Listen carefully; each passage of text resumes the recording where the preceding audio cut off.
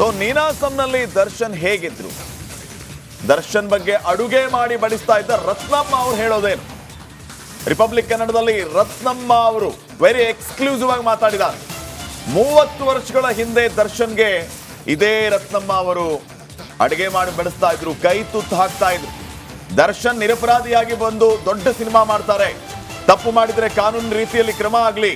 ರೇಣುಕಸ್ವಾಮಿ ಈಗಾಗಲೇ ಸತ್ತು ಹೋಗಿದ್ದಾರೆ, ಅವರನ್ನ ನಾವು ವಾಪಸ್ ತರೋದಕ್ಕಾಗೋದಿಲ್ಲ, ಬದುಕಿರೋ ದರ್ಶನ್ ಅವರನ್ನ ಸಾಯಿಸೋದು ಬೇಡ.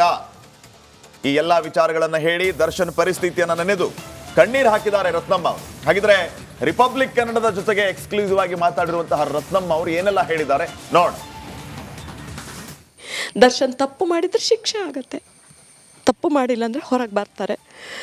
ಹಾಗಾಗಿ ಒಳ್ಳೇದಾಗಲಿ ಅಂತ ಹೊರಗೆ ಬಂದೆ.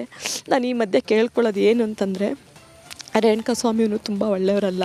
ನಾನು ಅವ್ರ ಅಪ್ಪ ಅಮ್ಮಂಗೆ ಅವ್ರು ಮೋಸ ಮಾಡಿದ್ದಾರೆ, ಅವ್ರ ಹೆಂಡ್ತಿನ ಮೋಸ ಮಾಡಿದ್ದಾರೆ. ಅವರು ಒಬ್ಬ ಪ್ರೆಗ್ನೆಂಟ್ ಆ ತಾಯಿ, ಅವ್ರ ಕುಟುಂಬಕ್ಕೂ ಒಳ್ಳೇದಾಗಬೇಕು ಅಂತಲೇ ನಾನು ದೇವರಲ್ಲಿ ಪ್ರಾರ್ಥನೆ ಮಾಡ್ತೀನಿ. ಯಾಕೆಂದರೆ ಮಕ್ಕಳ ಸತ್ತ ಸಂಕಟ ಯಾವ ತಂದೆ ತಾಯಿಗೂ ಬೇಡ, ಅಷ್ಟು ನೋವಾಗತ್ತೆ. ಏಕೆಂದರೆ ಆ ನೋವಿನ ದಿನಗಳನ್ನು ನಾನು ಎದುರಿಸಿದ್ದೀನಿ. ನಮ್ಮ ಮನೆಯವರಿಗೆ ಎಕ್ಸ್ಪೈರ್ಡ್ ಆಗಿ 1.5 ವರ್ಷ ಆಯಿತು ಕ್ಯಾನ್ಸರಿಂದ, ಲಂಗ್ಸ್ ಕ್ಯಾನ್ಸರಿಂದ. ಆ ನೋವಿನ ದಿನಗಳನ್ನು ನಾನು ಎದುರಿಸಿದ್ದೀನಿ. ಆ ನೋವು ಎಷ್ಟು ಅಂತೇಳಿ ನಂಗೆ ಅರ್ಥ ಆಗತ್ತೆ. ಆದರೆ ರೇಣುಕಾಸ್ವಾಮಿ ಆ ಮಟ್ಟಕ್ಕೆ ಹೋಗೋದು ಬೇಡದಿತ್ತು. ಏಕೆಂತಂದರೆ ಯಾವ ವ್ಯಕ್ತಿಯನ್ನು ಮಾಡಬೇಕು, ನಾವು ಬಡವಾನಿನ ಮಡಗ್ದಂಗಿರು ಅಂತ, ನಮ್ಮ ಬದುಕೇನು, ನಮ್ಮ ಜೀವನ ಶೈಲಿ ಏನು, ಅದನ್ನು ನಾವು ಎದುರಿಸ್ಕೊಂಡು ಬದುಕೋದನ್ನು ನಾವು ಕಲಿಬೇಕು. ಬಿಟ್ಟರೆ ನಾವು ಏನೋ ಮಾಡೋಕ್ಕೋಗಿ ಏನೋ ಆಗಿ ಇವತ್ತು ಆ ವ್ಯಕ್ತಿನೇ ಇಲ್ಲ. ಯಾಕೆ ಈ ರೀತಿ ಮಾಡಿಕೊಂಡ್ರು? ಇದರಲ್ಲಿ ರೇಣುಕಾಸ್ವಾಮಿದು ಅಪರಾಧ ಇದೆ ಅಲ್ವಾ? ಅವ್ರು ಆ ರೀತಿ ಮಾಡದೆ ಹೋಗಿದ್ರೆ ಇವ್ರು ಈ ರೀತಿ ಬರ್ತಾ ಇರಲಿಲ್ಲ. ಯಾವುದೇ ಆದರೂ ಅಷ್ಟೇ, ಹಿಂಗೆ ನಾವು ಬಾಲ್ ಹಾಕಿದಾಗ ನಮ್ಗೆ ಅದು ಬಾಲ್ ವಾಪಸ್ ಬರುತ್ತೆ. ಆ ಬಾಲ್ ಅಲ್ಲೇ ಇರಬೇಕು ಅಂದರೆ ನಾವು ಒಳ್ಳೆಯವರಾಗಿರಬೇಕು. ಹಾಗಾಗಿ ತಪ್ಪಾಗಿದೆ. ಈಗ ರೇಣುಕಾಸ್ವಾಮಿ ಸತ್ತೋಗಿದ್ದಾರೆ, ಅವ್ರನ್ನ ನಾವು ವಾಪಸ್ ತರೋಕ್ಕಾಗಲ್ಲ. ಈಗ ಒಂದು ವ್ಯಕ್ತಿ ಸತ್ತ ಮೇಲೆ ವಾಪಸ್ ತರೋಕ್ಕಾಗಲ್ಲ. ಆದರೆ ದರ್ಶನ್ ಅವರು ತಪ್ಪು ಮಾಡಿದ್ದಾರೆ ಇಲ್ವೋ ನಮಗೆ ಯಾರಿಗೂ ಗೊತ್ತಿಲ್ಲ. ಅದು ತನಿಖೆಯಿಂದ ಹೊರಗೆ ಬರಲಿ. ಆದರೆ ನಾನು ಈ ಮೀಡಿಯಾದ ಮೂಲಕ ನಾನು ಪ್ರತಿಯೊಬ್ಬರಿಗೂ ನಾನು ಕೇಳ್ಕೊಳ್ಳೋದಿಷ್ಟೇ, ನಾನು ದರ್ಶನ್ ಸರ್ನ ಹೊರಗೆ ಬರಲಿ ಆದಷ್ಟು ಅಂತ ನಾನು ಕೇಳ್ಕೊತೀನಿ. ಹಾಗೆಯೇ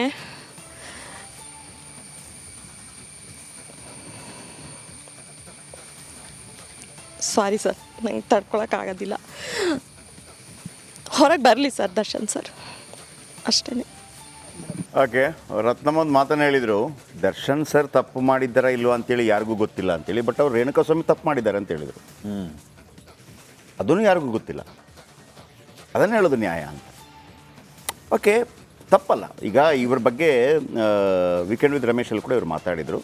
ಆ 30 ವರ್ಷದ ಹಿಂದಿನ ದರ್ಶನ್ ಅಲ್ಲಿದ್ದಾಗ ತೂಗುದೀಪ ಶ್ರೀನಿವಾಸ್ ಅವರು ತೀರ್ಕೊಂಡ್ರು ಅಂತ ಗೊತ್ತಾಗುತ್ತೆ. ಅವ್ರ ಹತ್ರ ದುಡ್ಡು ಇರೋದಿಲ್ಲ.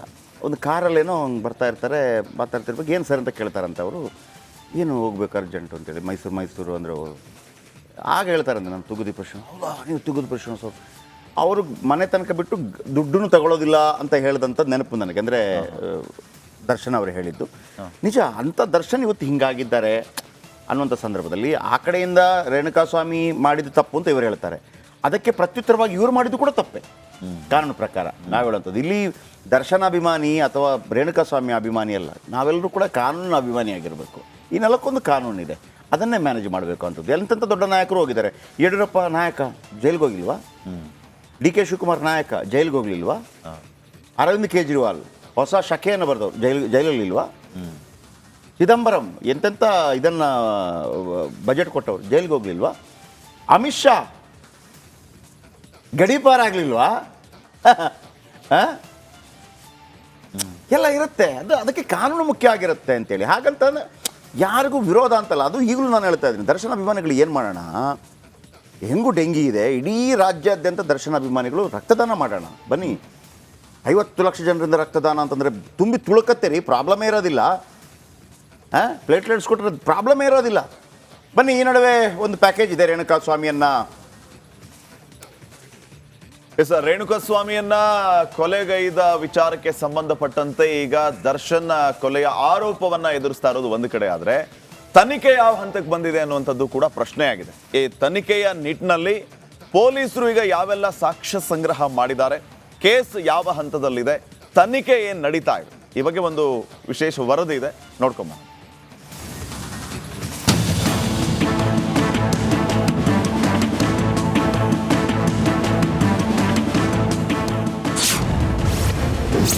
ಕ್ಲೈಮ್ಯಾಕ್ಸ್ಗೆ ಬಂದ ರೇಣುಕಾ ಕೊಲೆ ಕೇಸ್ ತನಿಖೆ. ಎಫ್ಎಸ್ಎಲ್ ವರದಿ ಬಂದ್ರೆ ಬಹುತೇಕ ಕೇಸ್ ಅಂತ್ಯ. ರೇಣುಕಾ ಸ್ವಾಮಿಯನ್ನ ಕೊಂದು ಜೈಲು ಸೇರಿರೋ ದರ್ಶನ್ ಯಾವಾಗ ಜೈಲಿಂದ ಹೊರಗಡೆ ಬರ್ತೀನೋ ಅಂತ ಕಾಯುತ್ತಿದ್ದಾರೆ. ಅಷ್ಟೇ ಅಲ್ಲ, ಸಾಮಾನ್ಯ ವ್ಯಕ್ತಿಯನ್ನ ಹತ್ಯೆ ಮಾಡಿದ್ದು ಇಡೀ ದೇಶದಾದ್ಯಂತ ಭಾರಿ ಚರ್ಚೆಗೂ ಗ್ರಾಸವಾಗಿತ್ತು. ಆದ್ರೆ ಈಗ ಕೊಲೆ ಕೇಸ್ ಕ್ಲೈಮ್ಯಾಕ್ಸ್ ಹಂತಕ್ಕೆ ಬಂದಿದೆ. ಎಫ್ಎಸ್ಎಲ್ ವರದಿಗಳು ಬಂದ್ರೆ ಪ್ರಕರಣದ ತನಿಖೆ ಬಹುತೇಕ ಮುಕ್ತಾಯವಾಗಲಿದೆ.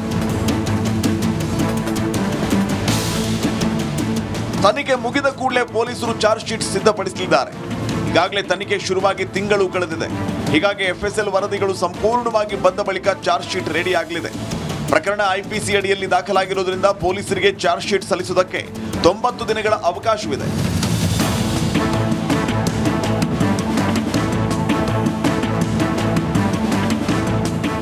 ಇನ್ನು ಚಾರ್ಜ್ ಶೀಟ್ ಸಲ್ಲಿಕೆ ಬಳಿಕ ಫಾಸ್ಟ್ ಟ್ರ್ಯಾಕ್ ಕೋರ್ಟ್ ಅಲ್ಲಿ ದರ್ಶನ್ ಭವಿಷ್ಯ ನಿರ್ಧಾರ ಆಗಲಿದೆ. ಇನ್ನು ಕೋರ್ಟ್ಗೆ ಸರ್ಕಾರ ಅನುವು ಮಾಡಿದ್ದೇ ಆದಲ್ಲಿ ದರ್ಶನ್ಗೆ ಸಂಕಷ್ಟ ಕಟ್ಟಿಟ್ಟ ಬುತ್ತಿ. ಆದರೆ ಪೊಲೀಸರಿಂದ ಸರ್ಕಾರಕ್ಕೆ ಫಾಸ್ಟ್ ಟ್ರ್ಯಾಕ್ ಕೋರ್ಟ್ ಬಗ್ಗೆ ಯಾವುದೇ ಮನವಿ ಸಲ್ಲಿಸಿಲ್ಲ. ಕೆಲವೊಂದು ಸೆನ್ಸೇಷನಲ್ ಪ್ರಕರಣಗಳಲ್ಲಿ ಫಾಸ್ಟ್ ಟ್ರ್ಯಾಕ್ ಕೋರ್ಟ್ಗೆ ಅವಕಾಶ ನೀಡಲಾಗಿದೆ. ಹೀಗಾಗಿ ದರ್ಶನ್ ಕೇಸ್ಗೂ ಫಾಸ್ಟ್ ಟ್ರ್ಯಾಕ್ ಕೋರ್ಟ್ಗೆ ಪೊಲೀಸರು ಮನವಿ ಮಾಡಲಿದ್ದಾರೆ. ಒಟ್ನಲ್ಲಿ ಭಾರಿ ಚರ್ಚೆಗೆ ಗ್ರಾಸವಾಗಿದ್ದ ದರ್ಶನ್ ಕೇಸ್ ಅಂತ್ಯ ಕಾಣ್ತಾ ಇದೆ. Bureau report, republic Kannada. Okay, ಈ ನಡುವೆ ಅನೇಕ ಅವರ ಫ್ಯಾಮಿಲಿ, ಅವರ ಅಭಿಮಾನಿಗಳೆಲ್ಲ ಕೆಲವರೆಲ್ಲ ನೋಡ್ಕೊಂಡು ಬಂದಿದ್ದಾರೆ ದರ್ಶನ್ ಅವರನ್ನು. ಆದರೆ ದರ್ಶನ್ ಯಾರಿಗೆಲ್ಲ ಸಹಾಯ ಮಾಡಿದ್ರೋ ಯಾವ ರಾಜಕೀಯ ನಾಯಕರುಗಳು ಕೂಡ ಜೈಲ ಹತ್ರ ಬರ್ತಾ ಇಲ್ಲ. ಅವ್ರಿಗೆ ಭಯ ಒಂದೇ, ಮೀಡಿಯಾದೊಂದೇ ಭಯ, ಬೇರೆ ಏನಿಲ್ಲ. ಇಲ್ಲ ಅಂತ ಎಲ್ಲ ಹೋಗ್ತಾ ಇದ್ರು. ಬಟ್ ಡೈರೆಕ್ಟಾಗಿ ಯಾವುದೇ ಹೆಲ್ಪ್ ಮಾಡ್ತಾ ಇಲ್ಲ, ಇಂಡೈರೆಕ್ಟಾಗಿ ಎಲ್ಲ ಕೆಲಸಗಳನ್ನು ಮಾಡ್ತಾ ಇದ್ದಾರೆ. ಬಹಳ ಮುಖ್ಯವಾಗಿ ನೋಡಿ, ಮುನ್ರತ್ನ ಅವರಿಗೆ ಹೆಲ್ಪ್ ಮಾಡಿದ್ದಾರೆ. ಮುನ್ರತ್ನ ಅವರ ಕುರುಕ್ಷೇತ್ರ ಪಿಕ್ಚರುದಲ್ಲಿ ಇದಾಗಿದೆ. ಆಮೇಲೆ ಉಪಚುನಾವಣೆಯಲ್ಲಿ ಹೆಲ್ಪ್ ಮಾಡಿದ್ದಾರೆ. ಸ್ಟಾರ್ ಚಂದ್ರಿಗೆ ಹೆಲ್ಪ್ ಮಾಡಿದ್ದಾರೆ. ಆಮೇಲೆ ಸುಮಲತಾ ಅಂಬರೀಶ್ ಅವರಿಗೆ ಹೆಲ್ಪ್ ಮಾಡಿದ್ದಾರೆ. ಡಾಕ್ಟರ್ ಸುಧಾಕರ್ ಅವರಿಗೆ ಹೆಲ್ಪ್ ಮಾಡಿದ್ದಾರೆ. ಆಮೇಲೆ ಸಿದ್ದರಾಮಯ್ಯ ಅವರಿಗೆ ಹೆಲ್ಪ್ ಮಾಡಿದ್ದಾರೆ. ಏನು ಪ್ರಚಾರಕ್ಕೆ ಬಂದಿದ್ದಾರೆ. ಬೊಮ್ಮನಹಳ್ಳಿಯಲ್ಲಿ ಸತೀಶ್ ರೆಡ್ಡಿ ಅವರಿಗೆ ಬಂದಿದ್ದಾರೆ. ಸತೀಶ್ ರೆಡ್ಡಿ ಅವರ ವಿರುದ್ಧ ಇದೇ ಉಮಾಪತಿ ಅವರು ನಿಂತಿದ್ದರು ಕಾಂಗ್ರೆಸ್ನಿಂದ.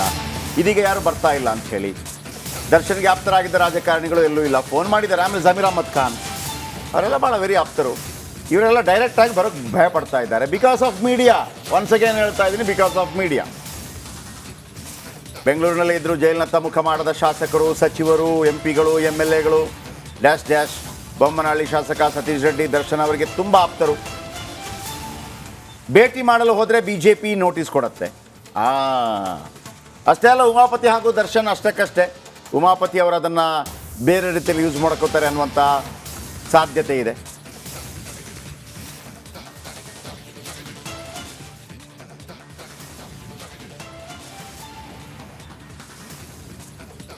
ಇದೀಗ ದರ್ಶನ್ ಟು ದದ್ದಲ್ ನೆಕ್ಸ್ಟ್. ಈಗಾಗಲೇ ನಾವು ಗಮನಿಸ್ತಾ ಇರೋದು ಎಷ್ಟು ದರ್ಶನ್ ವಿಚಾರ ಚರ್ಚೆ ಆಗ್ತಾ ಇದ್ರು ರಾಜ್ಯದಲ್ಲಿ. ಇಡಿ ಸಂಕಷ್ಟವನ್ನ ಎದುರಿಸ್ತಾ ಇರೋ ಶಾಸಕ ದದ್ದಲ್ ವಿಚಾರವೂ ಕೂಡ ಭಾರಿ ಚರ್ಚೆ ಆಗ್ತಾ ಇದೆ.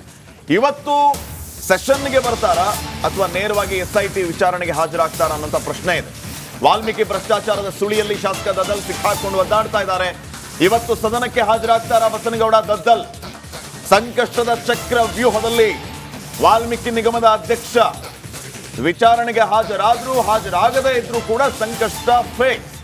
ಅಧಿವೇಶನಕ್ಕೆ ಹಾಜರಾಗದೇ ಇದ್ರೂ ಕೂಡ ಅವರಿಗೆ ಮುಜುಗರ.